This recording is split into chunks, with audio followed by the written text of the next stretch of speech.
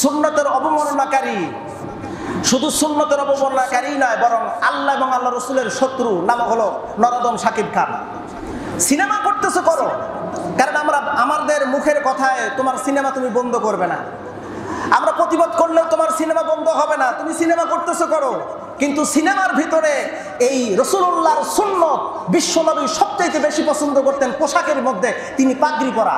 নামাজ কায়েমের চিন্তা ভাবনা না থাকার কারণে আজকে কিন্তু আমরা নির্যাতিত, আজকে আমরা নিষ্পেষিত। সমাজের ভিতর যদি নামাজ কায়েম থাকতো, তাহলে আমার সমাজের ভিতর চোর খুঁজে পাওয়া যেত না, ঘুষখোর খুঁজে পাওয়া যেত না। আমার সমাজের ভিতরে নামাজ কায়েম থাকলে কোনো গরিব মানুষ খুঁজে পাওয়া যেত না। আমার দেশের ভিতর যদি নামাজ কায়েম থাকতো, দুর্নীতিবাজ খুঁজে পাওয়া যেত না। কিন্তু নামাজ আমরা পড়ি। এশিয়া মহাদেশের ভিতরে সবচাইতে বেশি নামাজি আলহামদুলিল্লাহ বাংলাদেশে। এশিয়া মহাদেশের মধ্যে আমরা বাংলাদেশের মানুষ যারা, আমরা সবচেয়ে বেশি নামাজি। দুঃখজনক, আমরা নামাজ কায়েমের ব্যাপারে কোনো চিন্তা ফিকির করি না। নামাজে যেটা সেটা সমাজে হবে, নামাজে যেটা সেটা পরিবারের মধ্যে হবে, নামাজে যেটা সেটা শিক্ষা ব্যবস্থা থেকে শুরু করে, অর্থাৎ ঘর থেকে শুরু করে সর্বস্তরে ওইটা বাস্তবায়ন করতে হবে। এটার নাম হলো নামাজ কায়েম। নামাজ কায়েম আমাদের ভিতরে নাই।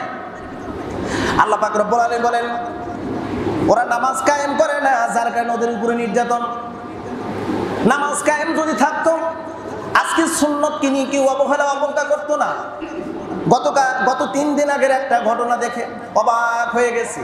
আচ্ছা বলুন তো, আমরা নামাজ কালাম একটু কম পড়লেও আমাদের রাসূলুল্লাহর সুন্নত, এমনকি ইসলামের হুকুমিয়াত ফরজ বিধান নিয়ে কেউ যদি তামাশা করে, কেউ যদি উপহাস করে, এটাকে আমরা কখনো মেনে নেব?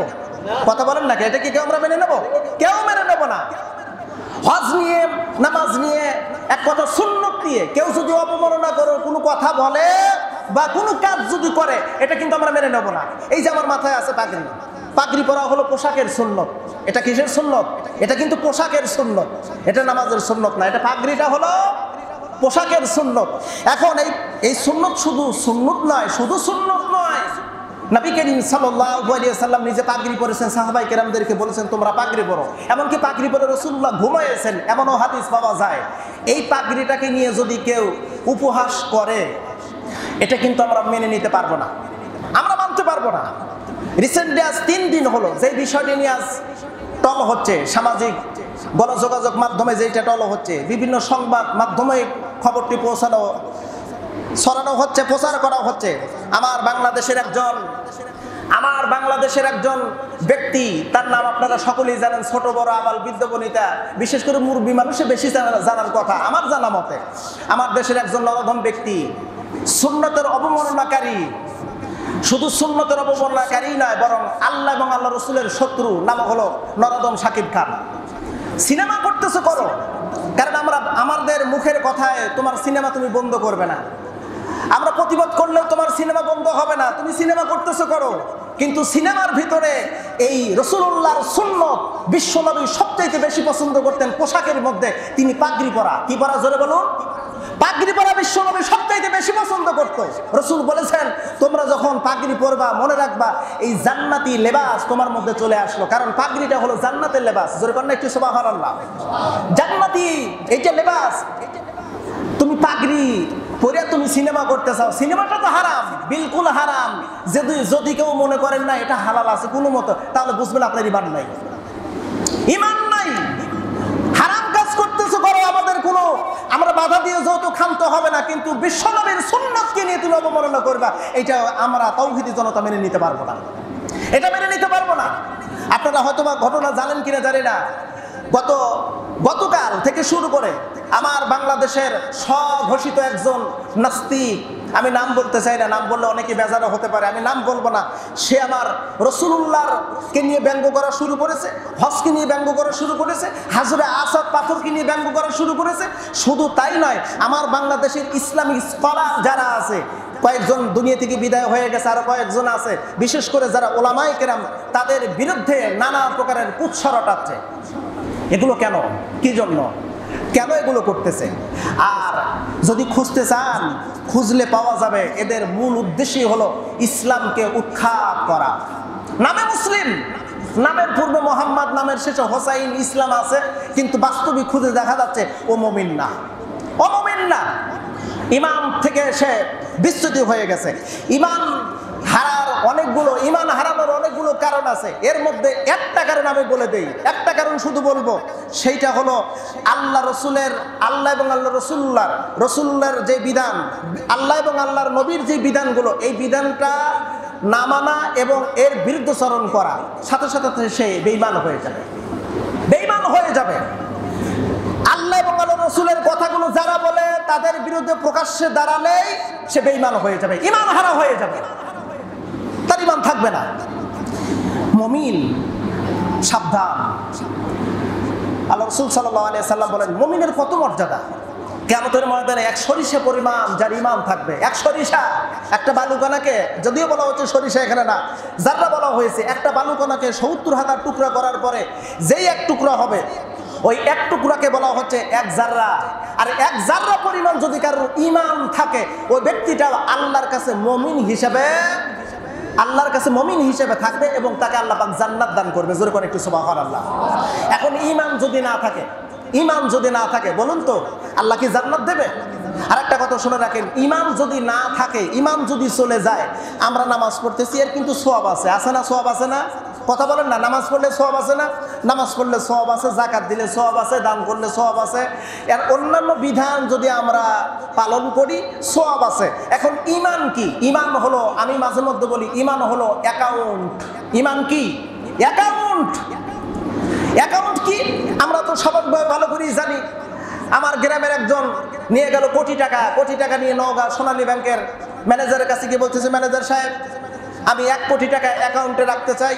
ম্যানেজার সাহেব বলবে, আপনার অ্যাকাউন্ট নাম্বার দেন, অ্যাকাউন্ট যদি থাকে আমি টাকা রাখতে পারবো। বলছে, আমার তো অ্যাকাউন্ট নাই। বলে, অ্যাকাউন্ট যদি না থাকে আপনার টাকা রাখার অথরাইজেশন আমার নাই। হিসাব ক্লিয়ার? ঈমান অ্যাকাউন্ট, ঈমান যদি না থাকে আপনার সবগুলো জমা হবে কোন জায়গায়? ঈমান যদি না থাকে সব কোন জায়গায় যোগ হবে বলেন তো? সব যোগ হওয়ার কোনো জায়গা থাকবে? দারিমি শরীফের একটি বর্ণনা আছে, আল্লাহর নবী সাল্লাল্লাহু আলাইহি ওয়াসাল্লাম বলেন, কিয়ামতের ময়দানে একদল ব্যক্তিদেরকে দেখা যাবে হতাশাগ্রস্ত, হাসরের ময়দানে দৌড়াদৌড়ি করে। এর কাছে যাচ্ছে, একটু কথা বলার জন্য পরামর্শ দাও, কি করব? বাইদি ভাই সব নবীর কাছে যাবেন, আল্লাহর নবীজির কাছেও চলে আসবেন, এসে বলবেন, আখিরি জামানার নবী, আপনি সুপারিশ করুন, আমরা তো জাহান্নামী হয়ে যাচ্ছি, আমাদের আমল নামার ভিতরে এত সওয়াব, কিন্তু দুঃখজনক আমাদের ঈমান নাই, সওয়াবগুলো কোনো জায়গায় যোগ নাই। আল্লাহর হাবিব বলবেন, তোমাদের ব্যাপারে সুপারিশ করার অথরাইজেশন আমার নাই, কারণ আল্লাহ পাক বলেছে, ও নবী, আপনি সেই ব্যক্তির সুপারিশ করুন যার মধ্যে ঈমান আছে। ঈমান ছাড়া ব্যক্তির সুপারিশ বিশ্বনবী করবেন না। ঈমান যদি থাকে আর যদি নেকি যদি কমতিও থাকে, হাদিস শরীফের মধ্যে আসে, যদিও বর্ণনাটি দুর্বল, কিন্তু এই কথাটি মুহাদ্দিসিন কেরামগণ বলেছেন, আল্লাহর নবীজি সাল্লাল্লাহু আলাইহি ওয়াসাল্লাম কোন উম্মতকে নেকির পাল্লায় যখন নিয়ে যাওয়া হবে, নেকি আর গুনাহর ওজন যখন করানো হবে, নেকি কম, রাহমাতুল লিল আলামিন পকেট থেকে একটা কাগজের টুকরা বের করবে, নতুবা রাহমাতুল লিল আলামিনের হাত নেকির পাল্লায় রাখতে না রাখতেই নেকির পাল্লা ভারী হয়ে যাবে। আল্লাহর ফেরেশতারা বলবে, আল্লাহ, তোমার এই বান্দার নেকি কম, কিন্তু তোমার আখিরি জামানার নবী পকেট থেকে কি যেন দিল, একটা কাগজের টুকরা দিয়েছেন, অথবা তারা হাতখানা নেকির পাল্লাই দিয়েছে। আল্লাহ, এই হিসাব তো ঠিক হলো না, এই হিসাব তো ঠিক হলো না। আল্লাহ ডাক দেবেন, ফেরেশতারা রে, আমার নবী যা করেছে ওইটাই ঠিক, কারণ আমি আল্লাহ আমার নবী কি দুনিয়ায় এবং আখিরাতে সমান মর্যাদা আমি দিয়েছি, আমি সমান মর্যাদা দিয়েছি। সে যদি কারোর পক্ষ নিয়ে সুপারিশ করে, সুপারিশ গ্রান্টেড, কিন্তু ঈমান হারা ব্যক্তির পক্ষে বিশ্বনবী সুপারিশ করবেন না। অতএব আসুন আমরা সচেতন হই। আল্লাহ সুবহানাহু ওয়া তাআলা আমাদেরকে ঈমানের মেহনত, ঈমান যাতে ঠিক থাকে, কারণ ঈমান নষ্ট করার অনেক পায়তারা হচ্ছে। একটা কথা পরিশেষে একটি কথা বলি, আপনারা আমার গ্রামের মানুষ, আপনাদের কারোর নাতি, কারোর ছেলে, কারোর ভাই, এমনটি আমি আপনাদের শুধু এতটুকু কথা বলবো, এমন কাজ করবেন না, একদিকে সওয়াব অর্জন করলেন, আর একদিকে গিয়ে সওয়াবটাকে নষ্ট করলেন। এমন কাজ করবেন না, এমন কাজ করবেন না। ফাহেশা থেকে দূরে থাকুন, ফাহেশা থেকে দূরে থাকুন। শেষ মেসেজ, আল্লাহ সুবহানাহু ওয়া তাআলা বলছে ইন্নাস সালাতা তানহা আনিল ফাহশাই ওয়াল মুনকার, নিশ্চয়ই নামাজ অশ্লীল ফাহশা থেকে দূরে রাখে। এখন নামাজও পড়লাম, উলঙ্গ ড্যান্স দেখলাম, নামাজও পড়লাম, অশ্লীল চিত্র দেখলাম, নামাজও পড়লাম, অশ্লীল গান বাজনা শুনলাম, বুঝতে হবে আপনার নামাজ এখনো ঠিক হচ্ছে না, এখনো ঠিক হচ্ছে না। আপনি কোন কাতার পড়বেন সে কাতারটাও শুনে রাখেন। সূরা মাউন খুলে দেখুন, সূরা মাউনের ভিতরে আল্লাহ পাক বললেন ও নবী, দিনকে কারা অস্বীকার করে আপনি কি জানেন? আর ওয়াইতাল্লাযী ইউকাযযিবু বিদ্দীন, দিনকে অস্বীকার করে কারা? আল্লাহ পাক বললেন ওরা অস্বীকার করে তারা যারা এতিমকে গলা ধাক্কিয়ে তাড়িয়ে দেয়, মিসকিনকে খাবার দেয় না। আর ফাওয়াইলুল লিল মুসাল্লিন, ফাওয়াইলুল লিল মুসাল্লিন। আসুন আমরা এই নামাজ থেকে শিক্ষা গ্রহণ করি, যাবতীয় ফাহশা থেকে আল্লাহ